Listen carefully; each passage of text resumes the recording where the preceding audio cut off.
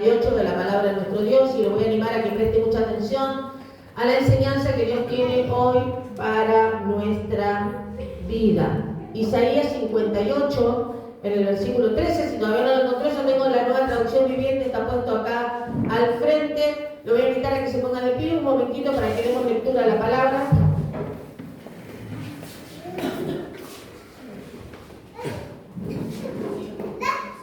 Isaías 58, 13, como si lo encontró lo lee, y si no lo tiene aquí enfrente para que lo leamos todos en voz alta, y dice: guarden como santo el día del descanso. En ese día no se ocupen de sus propios intereses, sino disfruten del día de descanso y hablen del día con delicia, por ser el día santo del Señor.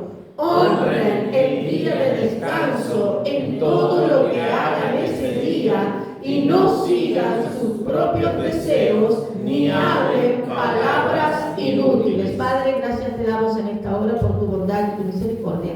Te pido, Dios, que hables a nuestra vida, a nuestro corazón, que nos instruyas en tu palabra para que podamos luego ponerla por obra en el poderoso nombre de Cristo Jesús. Amén y amén. Amén. ¿Pueden tomar asiento?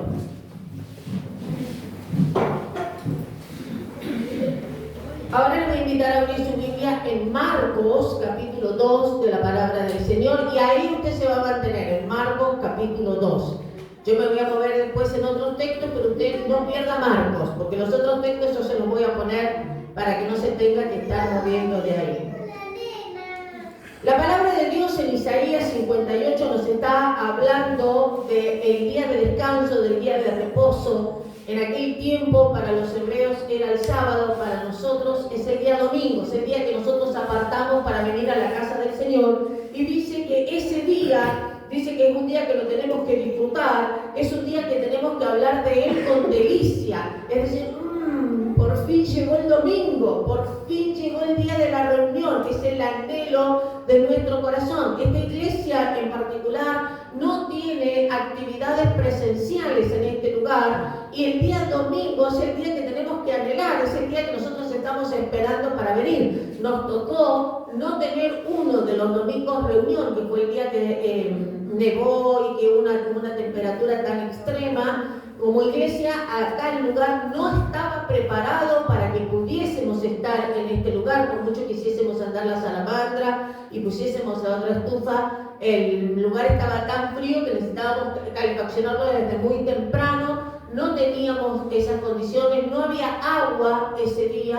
así que con pesar en nuestro corazón tuvimos que decir, bueno, este domingo esa reunión no se va a hacer. Pero la verdad que después tuvimos... Florencia nos estuvo compartiendo la palabra, estuvo fresca, estuvo dinámica, estuvo acertada, era punto de misiones, así lo hizo, y no nos quedamos sin nada porque llegó el domingo, tenemos que estar en la casa del Señor, y bueno, ahí estuvo la palabra presente para que bendiga nuestra vida. La palabra en Isaías dice que tenemos que honrar el día de descanso con todo lo que se haga ese día. Yo quiero que repita conmigo: todo lo que se haga ese día. Todo lo que se haga ese día. Y si usted trajo la boca, va un poquito más fuerte. Todo lo que se haga ese día. Esto Isaías lo escribe en el tiempo en que el sábado, por la ley de Moisés, no se podía hacer nada. Pero Isaías les dice: ustedes honren a Dios con todo lo que hagan ese día y no sigan sus propios intereses, no anden atrás de lo que solo les importa a ustedes, sino que hagan cosas que sean útiles y fructíferas. El tiempo pasó y llegamos a Marcos en el capítulo 2. En el versículo 25 dice así: Jesús les dijo: ¿acaso no han leído las Escrituras lo que hizo David cuando él y sus compañeros tuvieron hambre? Acá nosotros nos encontramos a Jesús frente a aquellos que estaban levantando acusaciones un día de reposo. Y Jesús habilita la posibilidad de meternos en un terreno, de meternos en un tema tema que muchas veces lo estamos pasando por alto, porque muchos nos estamos pegando a una ley, nos estamos pegando a las costumbres, nos estamos pegando a las rutinas, y acá Jesús dice, a ver, ustedes han leído las escrituras, aquellos que me vienen a acusar, los fariseos, los saduceos, los escribas, los religiosos, ustedes que me vienen a acusar, ustedes que son los que saben tanto, ¿han prestado atención sobre lo que hizo David? David había hecho algo que no era correcto. David había desafiado la ley de aquel tiempo. Un poquito de eso vamos a ir viendo, y yo me voy moviendo en los textos, ustedes no se muevan de ahí. Nosotros tenemos los que estaban ayer con David. David no tenía más de 20 años cuando había dado muerte a Goliat. Saúl, al principio, que se había sentido tan contento porque al fin se había liberado de aquel opresor, llegó el tiempo en que se empezó a poner celoso y comienza a perseguirlo a David. ¿Por qué? Porque la gente, cada vez que David salía al frente de las batallas, David venía victorioso. Y la gente que cantaba, Saúl mató a sus miles y David a sus 10.000. ¿Cómo mató más que yo? Decía Saúl. Eso ya no está gustando. Empezó a ponerse celoso, empezó a ponerse molesto, empezó a perseguirlo. De ser un líder, de ser una persona aclamada, de ser una persona asombrosamente admirada, ser el yerno del rey, pasó a ser un don nadie, perseguido por el rey, perseguido por el ejército del rey, y lo perseguían a él y a todos los que se juntaban con él en ese tiempo. Eran los perseguidos, mal mirados, nadie los quería aceptar, nadie los quería cerca, porque tenerlos cerca también era un peligro, porque Saúl estaba dispuesto a quitarle la vida a todos aquellos que lo ayudaran a David. Es así como llegamos a 1 de Samuel, en el capítulo 21, versículo 1, y dice: David fue a la ciudad de Nob para ver al sacerdote Ahimelech. Cuando Ahimelech lo vio, se puso a temblar. ¿Cómo se puso el sacerdote? Cuando lo vio, dije: ay, estamos al horno, dijo. Así dijo el sacerdote: vino acá y está todo mal. Se puso a temblar. ¿Por qué estás solo?, le preguntó. ¿Por qué nadie te acompaña? El rey me envió en un asunto privado, dijo David. Me pidió que no le contara a nadie por qué estoy aquí. Le dije a mis hombres a dónde buscarme después. David mintió. David mintió. Llegó hasta la casa, llegó hasta el lugar donde estaban los sacerdotes, que estaba temblando como una hojita. ¿Por qué viniste? Él sabía que este era un guerrero. Él sabía que él era un hombre de sangre. Un hombre de sangre es un hombre que va a la guerra, un hombre que va a matar a sus enemigos. Él había llegado ahí, pero también había llegado antes que él, había llegado la noticia de que Saúl lo estaba persiguiendo. Así que sabía que tenerlo en ese lugar era un riesgo. No lo voy a hablar hoy porque no es la prédica, pero más adelante, después nosotros nos encontramos que a todos en ese templo Saúl los mandó a matar. A todos.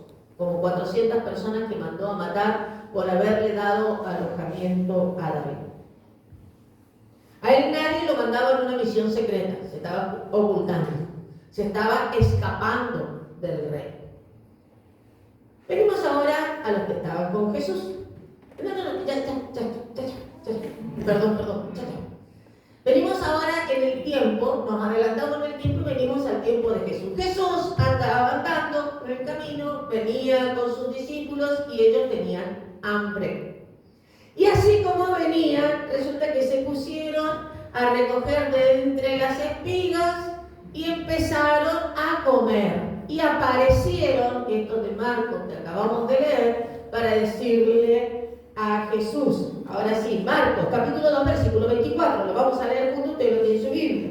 Entonces los fariseos le dijeron a Jesús: mira, ¿por qué tus discípulos violan la ley al cosechar granos en el día de descanso? Jesús se enoja y le dice: ¿ustedes no saben lo que hizo David acaso? ¿No leyeron lo que hizo David? Acá vienen siempre los acusadores. Siempre vienen eso que, como la Biblia dice, y yo lo veo porque se mueven todos, la Biblia dice, me parece que esto no está, porque la Biblia dice, y se mueven ahí, todo para marcar lo que la Biblia dice. Un versículo se sabe. Pero lo usan para todo. Acá Jesús se enoja. Acá Jesús se molesta. Tanto David, tiempo atrás, como ahora Jesús, se encuentran frente a los retos de la ley. Y aquellos que están dispuestos a marcar que te equivocas. Nunca te falta ese que mucha iglesia, pero mira qué tal la mucha iglesia, pero mucha iglesia, pero no faltan, hermano, no faltan. No faltaban en el tiempo de David, no faltaban en el tiempo de Jesús, no faltaban esos que están buscando la quinta pata del gato, no faltan. Siempre están ahí dispuestos.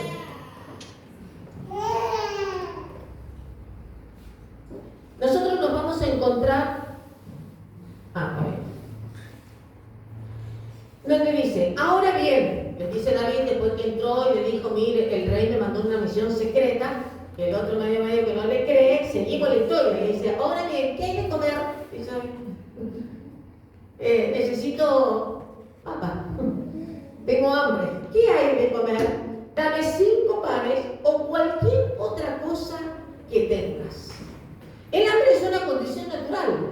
Cuando tenemos hambre, tenemos hambre. No importa si estamos en buen tiempo, en mal tiempo, si me persiguen, si no me persiguen, si los acusadores me dicen, acá la Biblia dice, no importa lo que pase cuando hay hambre, hay ¿qué cosa? Hambre. Y David tenía hambre y su gente tenía hambre. Así que David le dice, dame 5 panes. Imagínate, en un lugar donde habían 400 personas. 5 panes le pidió nada más. Dame 5 panes y cualquier otra cosa que tengas ahí, dame. Los que andaban con Jesús, en Marcos, en el versículo 23, quiero que lean ahí ustedes conmigo, dice, cierto día de descanso, o sea, un sábado, mientras Jesús caminaba por unos terrenos sembrados, sus discípulos comenzaron a arrancar espigas de grano para comer. Cuando esta gente lo hizo primero porque era una costumbre permitida. Cuando los viajeros tenían hambre, ellos podían pasar por los sembrados y levantar lo que había en el piso.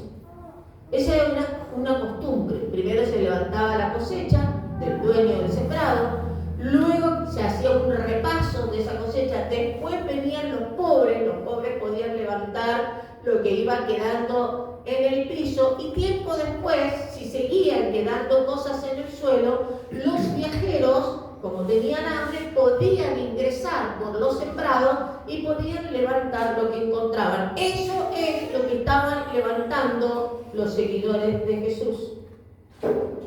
Las cosechas se levantaban en marzo.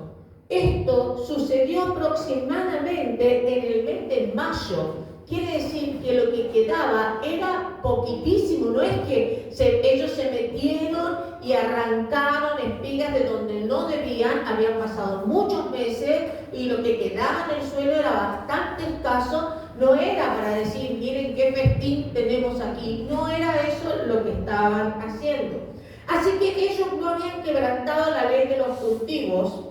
Tampoco pensaban en cocinar, porque el día sábado no estaba permitido hacer nada. Así que no era que se iban a poner a cocinarlo.